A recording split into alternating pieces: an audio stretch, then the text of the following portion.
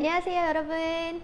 오늘도 호주에서 여러분 찾아뵙게 된 힐링 패밀리 에스더의 마음을 부탁해 입니다. 여러분 여기 너무 더워요. 너무 더운데 자, 한국은 많이 춥죠. 오늘은 지독히도 안 맞고 지독히도 힘든 부부간의 소통의 방법들에 대해서 이야기 나누려고 해요 여러분.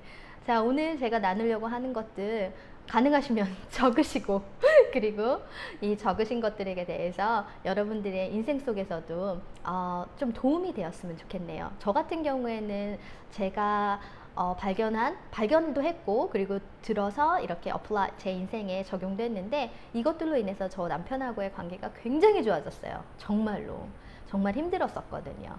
자, 첫 번째로 지독히도 힘든 부부 사이 그 소통의 비밀. 첫 번째, 여러분 남편하고 이야기할 때 원하는 것, 여러분의 욕구를 솔직히 말하십시오. 이거 되게 너무 힘들어요. 말로는 되게 쉬운데 정말 힘들어요. 여러분 한번 관찰해 보세요. 여러분의 상사, 그리고 특히 남편, 내지는 아이들, 이 사람들이 어떠한 이야기를 했을 때 요구를 할 때도 있고요. 부정적인 말을 할 때도 있고요. 근데 그것에 숨어있는 그 사람들의 욕구가 무엇인지 알아채는 거 굉장히 힘들거든요, 여러분. 사람들은 제가 정말 많이 발견했어요. 호주 사람이 됐건 일본 사람이 됐건 한국 사람이 됐건 제가 이렇게 만나고 있는 모든 사람들을 들었을 때 자신이 원하는 걸 솔직하게 말하는 사람이 그렇게 많지 않다는 걸 저는 발견을 했어요.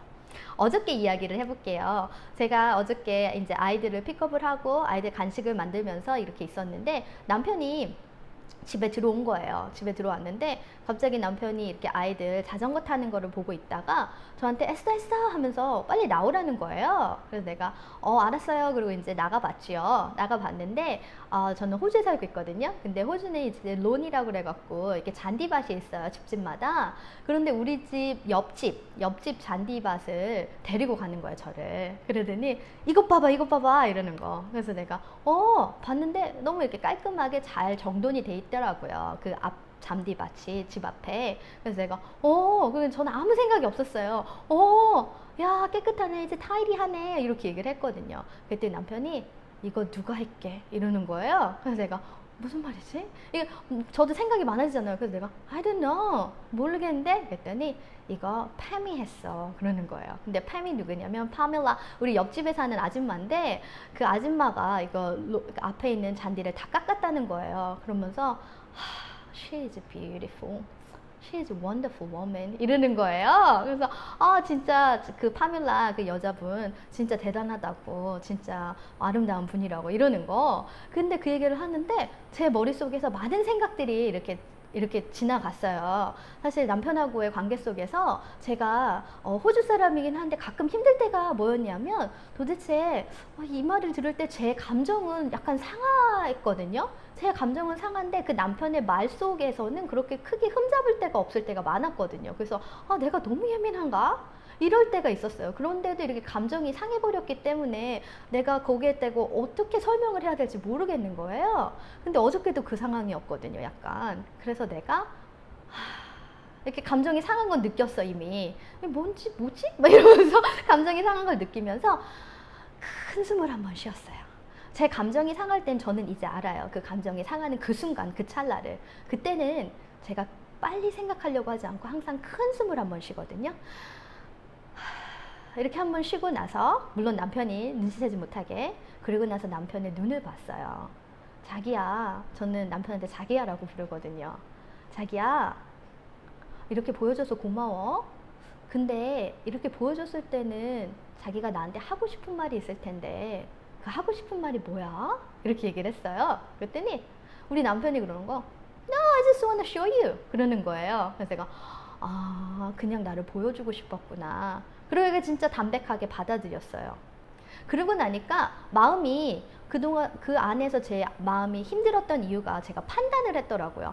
이 남자가 들어오자마자 옆집 아줌마가 그 잔디를 깎았다고 보여주면서 이걸 날 보여주는 의도는 분명히 나보고도 잔디를 깎아라 이런 의미인가? 막 이런 생각이 들면서 나는 애도 셋이고 난 일도 하고 난 이렇게 바쁜데 이 남자는 도대체 어떤 생각으로 나한테 이걸 보여주는 거지? 막 이런 생각을 하니까 갑자기 마음이 힘들었던 거예요. 근데 남편이 그러더라고요. I just wanna show you. 나 그냥 이거 보여주고 싶었어. That's it. 그거였던 거예요. 갑자기 그게 담백해지면서 그냥 보여주고 싶었구나. 그리고 이게 끝난 거예요. 자, 그때 그리고 또 한 가지 제가 그리고 이제 That's it 끝난 다음에 그 다음에도 사실은 생각이 조금 나더라고요. 그래서 남편한테 이런 이야기를 했어요. 우리 다음부터는 어떤 얘기를 하던 네가 원하는 거 그리고 내가 원하는 걸로 이야기를 하자 이렇게 이야기를 했어요. 그러니까 돌려 말하지 말고 비아냥거리지 말고 그리고 비교하지 말고 내가 원하는 걸 이야기하자. 항상 그런 이야기를 하거든요. 정말로. 그래서 다음번에 이야기할 때는 정말 원하는 걸 알려줘 이렇게.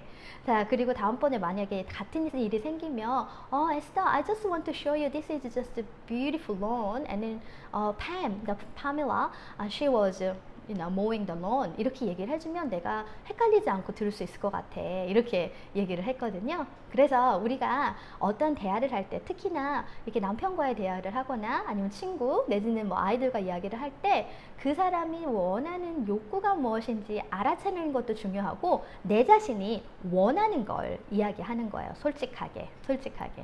그런데 그런 생각을 많이 했어요. 왜 우리는 솔직하게 이야기할 수가 없을까? 그럴 때 제가 두 가지의 이유를 발견했는데 첫 번째는 저희가 원하는 게 뭔지를 잘 모른다. 왜냐하면 많이 억압돼 왔어요. 그리고 우리가 솔직하게 무언가를 원한다고 이야기할 때는 그 욕구에 대해서 굉장히 비아냥도, 무시도, 비판도 그리고 어떨 때는 처벌도 받았었거든요. 그러니까 내가 안전하게 이야기하기 위해서 자꾸 돌려 말하고 그리고 비난 쪽으로 얘기하고 비교해서 이야기하고 이게 버릇이 돼버린 거예요. 그런데 이제부터는 여러분이 말을 하기 전에 내가 원하는 게 뭔지 꼭 솔직하게 이야기하는 한번 습관을 들여보세요. 그리고 남편한테도 자기야 말이라는 게 우리가 서로 원하고 그리고 나누려고 하는 이유가 있잖아. 이제부터는 우리 원하는 것만 서로 이야기를 하자. 솔직하게. 자, 그리고 두 번째. 왜 원하는 것을 이야기할 수 없느냐 이거예요. 원하는 것을 이야기했을 때 첫 번째로 이야기했던 내가 원하는 거 진짜 모른다와 두 번째는 내가 원하는 것을 솔직하게 이야기했을 때 그건 받아들여지지 않을 거야. 내지는 나는 처벌받을 거야 라는 그 두려움 때문에 자신을 보호하려고 하는 거거든요. 그래서 저는 두 번째로 남편하고 가끔씩 시간이 날 때마다 항상 이렇게 되게 분위기가 괜찮을 때가 있잖아요. 좋을 때가 있잖아요. 애들 재워놓고 가끔 서로 이렇게 앉아서 이야기를 한다던가 아니면은 뭐 커피라도 같이 마시는 그런 때가 있으면 항상 그래요. 자기야, 난 이제 내 인생에 새로운 모토를 세웠어. 근데 그게 뭐냐면 나는 우리 아이에게도 안전한 사람이고 싶고 자기한테도 안전한 사람이고 싶어. 나 정말 노력하고 있거든. 그러니까 자기야, 항상 마음 편히 얘기해 라고 얘기를 해요. 그리고 두 번째로는 뭐냐면 아이한테도 남편한테도 계속 주지를 시키면서 제 자신한테도 계속 이야기를 하는 게 뭐냐면 우리 집안에서는 처벌은 없어. 단지 자신의 행동에 대한 책임이 있을 뿐이야. 이렇게 이야기를 합니다. There's no punishment. 우리 집에서는 punishment는 없어. There's only the wonderful person who can take a responsibility their own action. 자기 인생에 대한, 내지는 자기 행동에 대한 책임감을 지는 wonderful한 person이 있을 뿐이야 라고 이야기를 하거든요. 근데 저는 그 이야기를 하면서 이 사람을 교육시키거나 아니면은 brainwash 이렇게 세뇌시키려는 게 아니라 제 자신에게 이야기를 하기도 하는 겁니다. 우리 집에서는 처벌은 없어.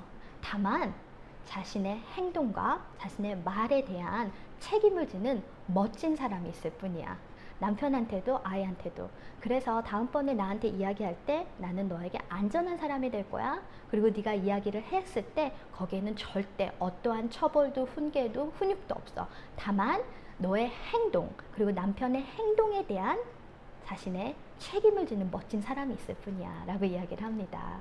그렇게 시간 날 때마다 정말 얘기해요. 그리고 부정적인 어떠한 일련의 사건이 있을 때마다 처음으로 이 말을 하기 전이나 그럴 때 시작을 그렇게 하고 시작을 해요. 나는 safe한 person이야. safe한 person이 되고 싶어. 당신한테 안전한 사람이 되고 싶어. 그리고 우리 집안에서는 여기에서는 처벌은 없어.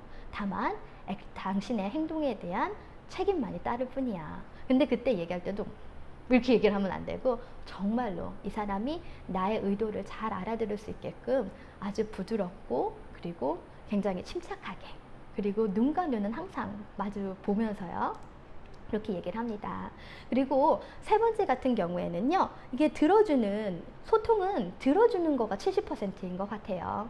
자, 들어주는 연습을 전 많이 하고 있습니다. 그런데 이 들어주는 70%가 이렇게 막 들으면서 귀파고 막 들으면서 핸드폰 하고 들으면서 막 딴 데 어디 뭐 있나 이렇게 두리번거리지 않고 그 사람에게만 단 3분이라도 5분이라도 이야기하는 동안에 이 사람이 어떤 바보 같은 얘기를 할지라도 이 사람이 어떤 정말 가끔씩 제일 저한테 힘들었던 게 뭐였냐면 나는 시간이 없는 사람인데 나도 빨리 공부를 하고 싶은데 내지는 내가 하고 싶은 일이 있는데 남편이 중얼부얼 이것저것 막 여기 갔다 저기 갔다 이 얘기했다 저 얘기했다 막 이러는 거예요. 그때 정말 힘들더라고요. 그래서 내가 자꾸만 정리를 시켜줬어요. 아, 그러니까 너의 포인트는 이거야? 이렇게 하고 그러니까 당신이 하고자 하는 말은 이거예요? 이렇게 막 얘기를 했는데 그거는 소통이 아니더라고요. 그냥 있는 그대로 들어주시는 거예요. 비판 없이. 그리고 가끔씩 항상 그러지 마시고 가끔씩 들어주는 중간중간에 그 사람이 했던 말 그대로를 따라가 해 주시는 거예요. 그래서 그 김 과장이 말이지, 아 진짜 나한테 소리를 빽 치고 나갔는데 진짜 빡 돌더라고. 뭐 이렇게 얘기를 했을 때 아, 김 과장이 그랬어. 김 과장이 당신한테 소리를 빡 지르고 갔구나. 이렇게. 자, 그리고 나서 그 비판 없이 들어준 다음에 이 사람이 특히나 이제 이렇게 그냥 일상적인 얘기는 비판 없이 들어줄 수 있어요. 비판 없이 들어줄 수 있는데 나의 필요와 그 사람의 필요가 crash, 서로 이렇게 부딪히는 순간이 있거든요. 근데 그 부딪히고 있는 순간에 내지는 내 마음이 상했단 말이에요. 그 사람의 잘못된 언행과 그리고 잘못된 생각으로 인해서 내 마음이 이미 상해버렸어. 그럴 때 같은 경우에는 어떻게 해결을 해야 되느냐.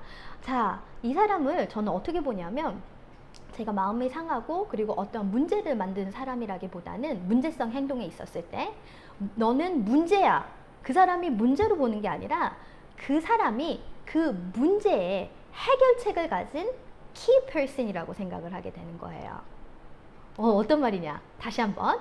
제가 어떠한 문제성 행동을 보았고 그 문제성 행동 때문에 언행 때문에 마음이 상했어요. 그러면 우리는 그 사람이 문제다 이렇게 만들어 버리거든요. 너가 문제야. 너 같은 인간은 아유 싹수가 놀았네. 이런 식으로 사람을 레이블링해서 그 문제가 아닌 그 문제를 만든 사람이 문제라고 생각하는데 이랬을 땐 답이 없습니다, 여러분.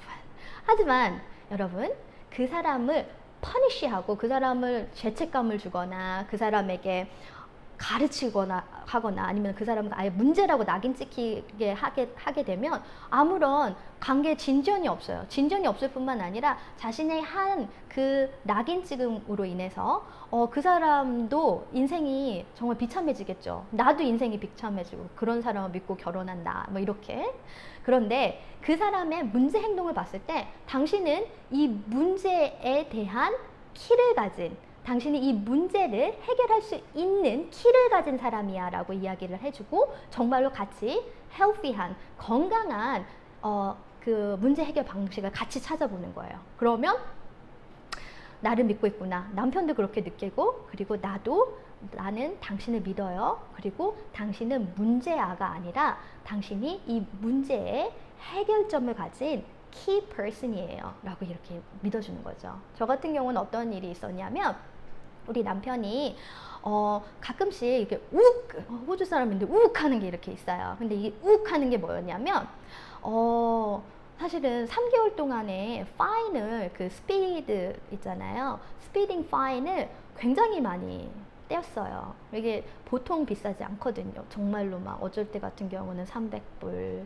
180불, 뭐 얼만큼 가속을 했느냐에 따라 다르긴 한데, 그리고 어느 구간에서 했느냐에 따라 다르긴 한데 3개월 동안에 저희가 내야 되는 파인이 2,000불이 넘었었어요. 그리고 벌점도 엄청 높아져서 이제는 이미 남편이 저와 결혼을 하기 바로 직전에 그 뭐라 해야 되죠? 벌점이 너무 높아서 여기는 캔슬을 시키거든요. 그 드라이버 라이센스가 캔슬이 됐다가 그 다음에 갱신이 되고 그 다음에 또 결혼을 해서 얼마 있다가는 아니고 결혼을 하고 한참 지나다가 3개월 동안에 2,000불이 넘는 스피딩 파인을 받게 됐거든요. 정말 마음이 너무 힘들더라고요. 왜냐하면 그 파인이 계속 집으로 날라오니까 남편이 보기 이전에 제가 보거든요. 근데 저의 해결 방식은 뭐였냐면, 그래도 전 사실은 남편에 대한 그때 당시에 믿음은 없었는데 계속 내가 뭐라 하면 혼날까봐, 그리고 내가 뭐라 하면 오히려 이 남편이 기죽을까봐 말은 안 했어요. 근데 너무 속상하더라고요. 그리고 믿음은 점점 없어지는 거야. 3개월 동안 2,000불이 넘는 그 파인을 받으니까. 그래서 아무 말도 안 하고 꾹 이렇게 눌러놨는데 이게 어느 순간에 확 터지더라고요. 그래서 굉장히 힘들었었어요. 근데 그때 당시에 제가 만약에 이 방법을 알았다면 남편은 2,000불이 넘는 파인을 가져오는 문제아가 아니라 이 남편이 이 문제를 해결할 수 있는 key person이라는 것을 얘기를 해주는 거죠. 만약에 제가 지금 알고 있는 걸 그때도 알았더라면 남편에게 이렇게 이야기를 했을 거예요. 먼저는 남편 말을 들어줬을 것 같아. 남편의 그 파인 고지서들을 이렇게 보여주면서, 여보, 이게 제가 오늘까지 받은 파인 고지서인데 어떻게 된 건지 좀 얘기를 들어보고 싶어서 계속 날라오니까 난 걱정도 되고, 우선 내 인텐션을 알려주셔야 돼요. 난 당신이 또 운전을 못하게 될까봐 걱정이 되고, 또 우리가 2,000불이란 돈이 그렇게 작은 돈은 아니니까 솔직히 가게 경제에도 굉장히 부담이 돼, 자기야. 근데 어떻게 된 건지 좀 얘기 좀 해봐. 이렇게 얘기를 하는 거죠. 그러면 남편이 뭐라고 이야기를 하겠죠. 내가 거기 이렇게 운전을 하러 다니는데 그 동네는 내가 정말 모르겠더라고. 그래서 나도 모르게 60인 줄 알고, 80인 줄 알고 달렸는데 60이었던 거야. 이렇게 얘기를 한다든가, 아니면 내가 그날 너무 화가 나는 일이 있었는데 그냥 다 무시하고 그냥 달려버렸어 라고 하던가, 아니 뭔가 남편이 이야기를 할 수 있게끔 이야기를 해주는 거죠. 그리고 그 이야기를 듣고 나서 남편에 대해서 판단하지 말고, 그러니까 다음부터 조심하라고 이렇게 얘기를 한다든가, 진짜 당신 성질을 죽여야 돼. 안 그러면은 당신 성질 때문에 당신이 죽을 거야. 이런 얘기 하지 마시고 그랬구나 이렇게 이해해주고, 이 남자가 그 문제를 해결할 수 있는 키 퍼슨이기 때문에, 그럼 여보야, 이제 내 걱정이 뭔 줄 알겠지. 당신 운전면허가 정지될까봐 난 걱정되고, 우리 애들도 있는데, 그리고 또 당신 너무 좀 가게에 많은 영향을 미치니까 이거 어떻게 페이를 하고 다음번에 막 이런 게 좀 덜 나올 수 있게끔, 아니면 안 나올 수 있게끔 할 수 있는 방법이 뭐가 있을까요? 혹시 그거에 대해서 당신한테 좀 물어보고 싶네. 뭐가 있을까, 여보? 이렇게 얘기를 하는 거죠. 그래서 그 사람이 그 문제에 대해 인식하고, 그리고 그 문제를 해결할 수 있는 방법을 찾아줄 수 있도록. 그런데 정말 많은 경우에 제가 또 봤던 건 뭐냐면, 이러한 대화 방식을 단 한 번도 경험해 본 적이 없는 거예요. 그렇기 때문에 자기가 한 행동에 대해서 인식을 하고 인정은 하되 그 행동을 다음번에 똑같이 하지 않기 위한 해결 방향을 모르는 경우들이 많았어요. 정말 많더라고요. 근데 그때는 제가 대화를 시작하기 전에 만약에 방법이 있다면 방법을 적어놓고, 자기도 잘 모르겠어? 근데 이거는 그냥 내가 생각을 해봤는데 자기가 한번 들어봐. 자기 만약에 이거 괜찮은 것 같으면 우리 같이 해보자, 자기야. 이렇게 얘기를 할 수 있거든요. 예컨대 내가 알아보니까 저기 이렇게 GPS 다는 게 있더라고. 근데 그거를 차에 달면 스피딩 카메라가 있는 데마다 삐삐삐 울린대. 그래서 당신이 이렇게 길이 패밀리하지 않아도, 익숙하지 않아도 그거에 따라서 운전을 하게 되면 아마 다음번에는 이렇게 스피딩 파인이 많이 나오지 않을 것 같은데 어떻게 들려? 괜찮은 아이디어인 것 같아? 이렇게 이야기를 하는 거죠. 그래서 그 문제에 초점을 두는 것이 아니라, 그리고 그 문제를 만든 사람을 문제아로 만드는 것이 아니라, 문제를 만든 사람을 이 문제를 해결할 수 있는 key person으로 두는 거예요. 그래서 우리가 이 관계 속에서 이 남자를 죽여야지, 내지는 이 남자를 비난해야지, 내가 이 사람을 비난하고 구속하고 그리고 비아냥거리고 책임을 전가하면서 내 마음이 후련해져야지, 이 마음이 아니라 정말로 이 관계 속에서 원하는 게 무엇인지 솔직하게 이야기를 하고, 그 사람에 대해서 내가 문제아로 보는 것이 아니라 문제를 해결시켜 줄 수 있는 key person으로 보는 거. 그리고 마지막으로 저는 이걸 통해서 정말 많이 좋아졌어요. 남편하고 관계가. 뭐였냐면, 남편 칭찬은 고래도 춤추게 한다고 하죠. 우리 한국 남자분들 정말 칭찬에 많이 목마르셨을 거예요. 여자분들도 마찬가지시고. 그래서 그냥 대놓고 칭찬을 해줘도 너무 좋은 효과가 있는데, 궁둥이 팡팡 두들면서 잘했어요 막 이렇게 해도 굉장히 좋은 효과가 있는데, 이보다 더 좋은 효과가 있는 칭찬의 방법을 하나 알려드릴게요. 저 같은 경우에는 칭찬을 그러니까 우리 남편이 어느 날은 와갖고 집 바깥에 이렇게 뭐라 해야 되죠? 파티오 뭐라고 되죠? 이렇게 지붕 있고 바깥에 이렇게 야외인데 이렇게 같이 뭐 바베큐도 하고 이런 데가 있거든요.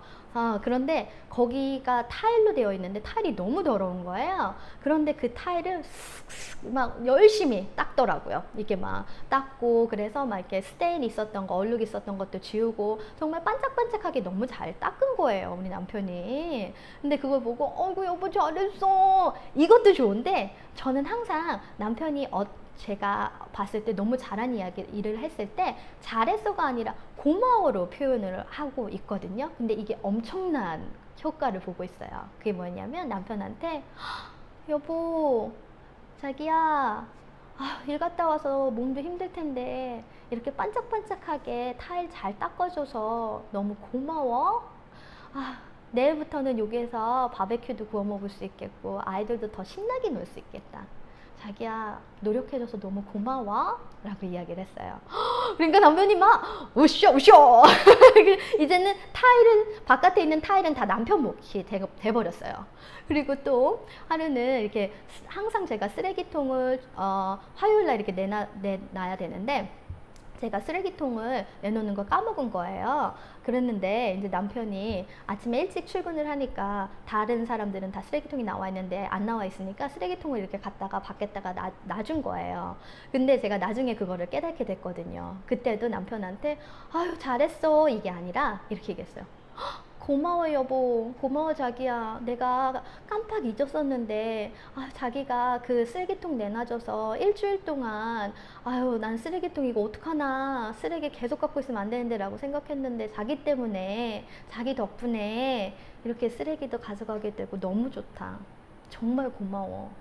그래서 칭찬을 판단자의 입장에 서서 잘했어, 굿잡 뭐 이렇게 끝나는 것이 아니라, 그거를 한 사람에 대한 존중, 고마워, 그리고 내가 그게 왜 고마운지 꼭 이야기를 해주세요. 그랬을 때 진짜 남편들이 이제 나를 바라보는 우리 남편은 그 눈빛이 많이 바뀌었어요. 예전에는 제일 힘들었던 부분 중에 하나가, 남편이 항상 이렇게 막 째려본다기보단 되게 뭔가 못마땅한 눈빛으로 저를 볼 때가 많았거든요. 그리고 뭔가 별 얘기가 아닌데 한 가지로 터지면 막 너무 힘든 말을 많이 했었어요. 그래서 내 인식 속에서 항상 화가 난 남편 이렇게 생각을 했거든요.